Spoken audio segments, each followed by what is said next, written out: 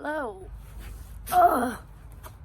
All right, we're gonna try this spot for now. Hello, welcome back to my channel. My name is Mills. I make videos about Dominican Republic, expat life, female travel, K1 visa, all that good stuff. If you like this video or my other videos, if you can take a second to hit subscribe, that would be super helpful for me. Share with a friend, comment below, all of those are great. Thank you so much. I am doing an interview with J-Rod. If you don't follow him, check him out. He makes videos about the DR too. So let us know what collab, like what topic would you like us to talk about in our interview. Today I wanted to tell a story about one of the mission trips that I went on in the Dominican Republic and how we almost died. Dramatic, but really. For those of you who don't know kind of my background, I went on mission trips to the Dominican Republic for 5 years or so, and then ended up moving there in 2017. I taught in Jarabacoa for 1 year, and then I moved to Santiago for a year. And the mission trips were my first experience in the country. I completely fell in love with the culture, the people, the landscape, everything. And if you've been to Jarabacoa, you know it's like one of the best places on the island. It's gorgeous. So I was just instantly like obsessed, and I kept going back every year. And each time I would teach at a preschool in Mata Gorda, if you know where that is. It's like a small little barrio in Jarabacoa. And it was awesome. I loved the kids. I ended up sponsoring one of them. If you've been on a mission trip before, you know that they do like activities for the participants as well. So every year, my friends and I would decide to go on the whitewater rafting excursion. Yeah, that's what it's called. And that's in Jarabacoa, and it's super fun and it's super popular. Every year we had so much fun doing it, and this was when I was probably like 15. We decided to do it again because we thought it was more fun than the two other like hikes that were an option. This is my story of like my accident, but then I'm gonna tell what happened after, and it's 1 million trillion times worse than what happened to me. So bear with me. We were super excited to go on this. I went with the other girls from my church and also the teacher from the preschool that I was at, Alberto, and we were the first raft to go down. This was right after all of these really big storms, so there was a ton of rain, which means the rapids turned into like a level 4 instead of like a 2-3, what it was in previous years. But we were like, whatever, we've done it, it's fun. The guides, you know, if you know Dominicans, they're chill. They're like, no, it's gonna be great. So there's one boat of just guides, and that was like the rescue boat, just in case you flipped over or anything. You're going, it's a lot of fun. You go for like a few miles. I don't even know how far you go. All of a sudden the rapids get like very intense in a certain section. And I was right in the front of the boat with Alberto, and I should have known like it wasn't gonna be good, because right when we started, the first time he used his paddle, he like put it in my mouth, and I like started bleeding from my lip and inside my mouth, and I was like, huh, okay, that's fine. You know, hopefully it'll be better from here. Spoiler, it was not. So we get to these really strong rapids, and we're like, where's the boat of guides? Like, we had a guide in our boat, but the rescue boat, and we look behind us, and they stopped at this bridge to do backflips off the bridge. So the whole guide boat was like busy doing flips and stuff off this bridge, and they were way behind us. So we were just going down these rapids with ourselves and the guide, and all of a sudden the raft flipped over because we were going down like a steep part, and since we were in the front, I got stuck under rocks. So it was a rapid, you guys know what rapids are, and there was like the side of the canyon and then the rock, and I was stuck between that. The boat was like on top of me, and everyone was closer to the back was able to like, they didn't get down in that part yet. So I was like completely stuck under the rock. It was like almost 2 minutes before I was able to get out from under this rock. So obviously you're not expecting to flip over and then get stuck. I mean, sometimes you flip, but we had never had before, so I was not expecting that, and it was so sudden. It was like, rapid, you're done. So I was under the rock.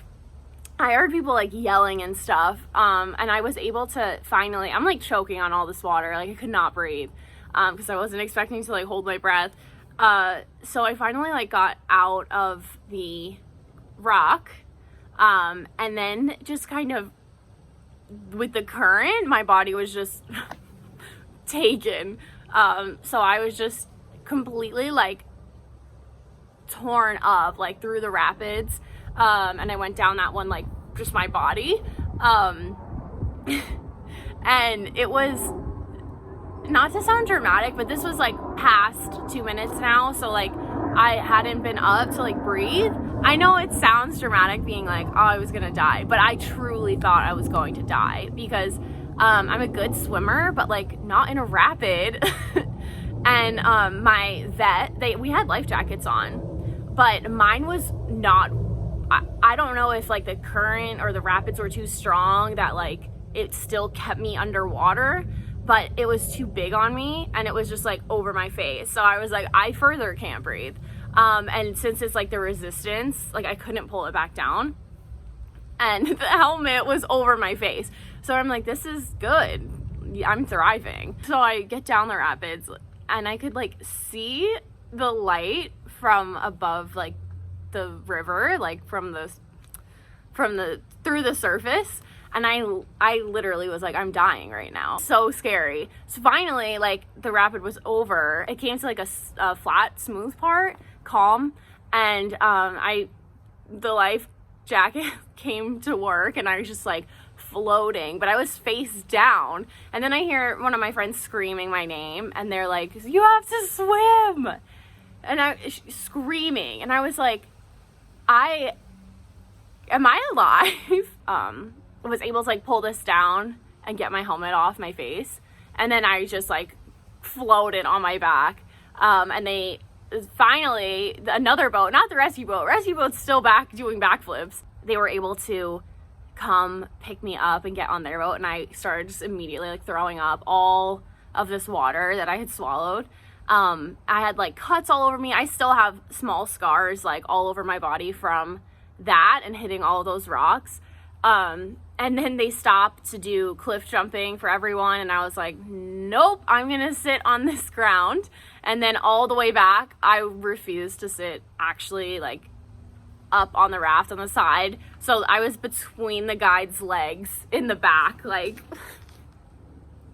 traumatized. I was so scared. I really was like, I can't do it. I need to walk back, but it was way too far. So I did it. And they take a video when all the rafts are like coming back into the start, and you see me in the video, like everyone's cheering, they're like, yeah. And then our raft, everyone's silent and I'm in the back, like with crying between the guide's legs. It was way too scary for me. I was like, I'm never going again. And on all my trips since and living there, I never went again. Maybe one day I will, not after a storm when the river is like insane. But I went back to the camp and I was like, my other friends that were in the boat with me, like they were obviously scared too. And we were gonna tell everyone that went on the hike what happened. Like, you guys won't believe this. Hi, Ronan. Of course that happened, blah, blah, blah. And like, I have like Band-Aids all over and stuff. But we get back to the camp and it was like very somber feeling. And we're like, what happened? So come to find out, the group that went on the hike, this was the harder hike. It was Jimenoa. So you need to walk down, I don't know, is it like a mile maybe? And then when you're coming back, it's all the way straight up. And we had one of our leaders from like our own church. He wasn't from our church, but he came like on a trip with us and he was awesome. His name was Pat. He was just such an awesome guy, like so nice, so fun. Playing basketball, he was this huge guy, 6'4" or something, like very sturdy, big guy. And he was just great. Everyone instantly loved him from our church, our group. Like, the camp, everyone. He's just so charismatic. And they said something happened to Pat, and we were like, what happened? I guess they hiked down and they were gonna eat and then go in the waterfall and swim and stuff. And for some reason, he like saw the water. For some reason, he saw it and he just instantly just dove right in. Didn't check the water or anything. It was shallow, so he like went to the bottom and hit his head on a rock. And everyone was still kind of around the corner eating, so no one noticed at first. And then someone was like, Pat's in the water, and he was face down in the water, like unresponsive. And like I said, he was a big guy, like 300 pounds at least, I would say. Everyone obviously like rushed in. They were able to like, flip him over somehow and hold him steady. And I don't know how soon they realized, but I think one of the workers from the camp realized that it was his neck.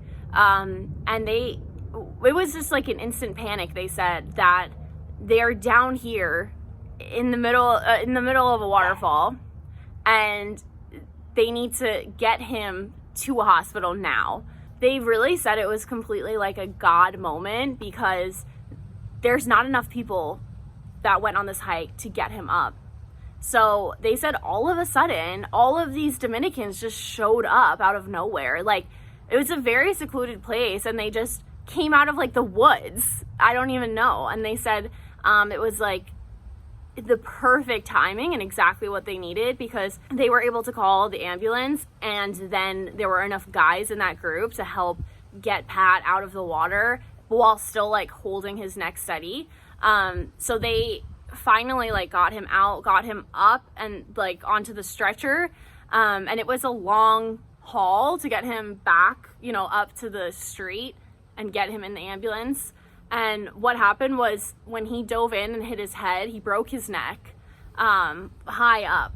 So it's this terribly serious injury happening in a country that doesn't have the most advanced medical technology or highly trained people. We're able to get a neck brace in the ambulance to hold him steady, because as you guys probably know, if you break your neck, it needs to stay steady so there's not any like further damage done. But something that is like, I still cannot believe about this story is that so there's so many good people in this story, like these random Dominicans that came out of the woods to help and like held him in the water, helped him get on the stretcher, brought him up to the street, just like showed up when they were 1,000,000% needed in like the most desperate time. But one of the paramedics in the ambulance stole the neck brace, so he got to the hospital, and the team was like waiting for him there, or our leader, who was at the hike too, and he got a ride to meet the ambulance at the hospital. And he comes out of the ambulance, and he didn't have the neck brace on, and so his head is like moving around. And come to find out later, one of the paramedics stole it. And like, I just can't believe that still. Like, you see this man paralyzed in front of you, and you steal a neck brace to sell. But like, it just must be like such a desperate situation to even consider that as an option, right? The next few days, he was just in the hospital that was not equipped for this. And they had to figure out how to get him to Santiago, to the better hospital. They were able to do that.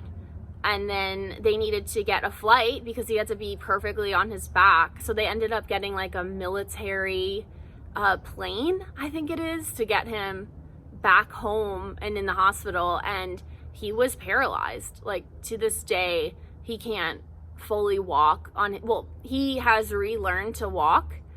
This is like 10 plus years later. He's relearned to take steps, I believe, but he still has assistance, like a walker and the braces and things like that. For a long time, he couldn't stand at all. So it's just, that was such an eye-opening experience. Like, wow, this amazing person had this terrible accident in 1 second just because of a split decision being like, I'll just dive in. How differently that could have gone if they weren't able to get him out of the water steady, if they didn't notice him in time, if they couldn't get him back to the road or to the ambulance. It just would have had such a different outcome. Obviously, we were so thankful that he was okay, but it really like affected everyone because, like I said, he was, I mean, if it happened to anyone, it's tragic, but he was just so full of life and so energetic and always like moving around, jumping around, you know. And then for this to happen and be bedridden and paralyzed, and he was on a mission trip, you know, trying to do good things and jump in and volunteer when we didn't have a leader. It was just really, really sad for everyone involved. And it's crazy how inspiring like his story is looking back now. Really like took the experience and learned from it and grew and talked to other people in the same position, whereas like many people wouldn't do that. Now he's married, he has 2 kids, it's great. But it was the absolute worst experience ever on any of the trips I've been on. So I was so scared when that happened to me, like with the raft, and I was like thinking I was gonna die and I didn't, and you know, thought I was gonna drown, and ended up just coming out with all these scratches and maybe a fear of rafting. But to then that same day have something so extreme happen was, it really like puts your perspective in place. So yeah, that is how he almost died in the Dominican Republic. And again, it was just crazy how many people like jumped in and helped and made it possible for him to get back home safely. And if you know how processes go in the DR, they're very slow. So getting him like to the right hospital quickly, to figure out a flight to get back home quickly, really cool to see like how everyone jumped in to help him. Yeah, it was definitely a learning moment. If you're in an unfamiliar place, don't take unnecessary risks. Obviously this happens in the States too. I'm not saying it's a DR thing.